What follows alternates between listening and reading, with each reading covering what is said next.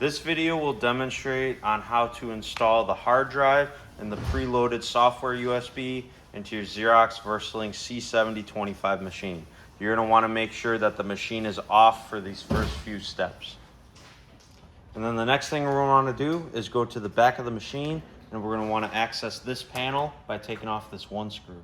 Alright, and then once that screw is removed, you'll slide the panel up. Alright, and then once that panel is removed, you're going to want to locate the two harnesses here for the hard drive.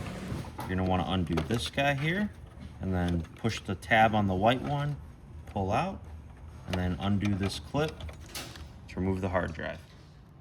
Alright, and then once the hard drive casing is removed, you're going to want to unplug this guy here so that it's removed from the hard drive, and then remove these 4 screws to replace your hard drive.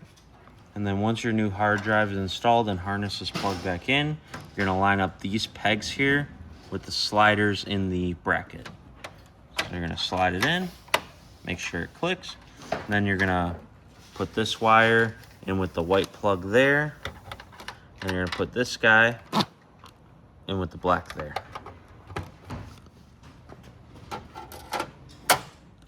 Alright, and then you're going to go back to the front of the machine here. You're going to take your preloaded software USB, you're going to slide it right in here, and then you're going to hold these 2 buttons while at the same time flipping the power switch.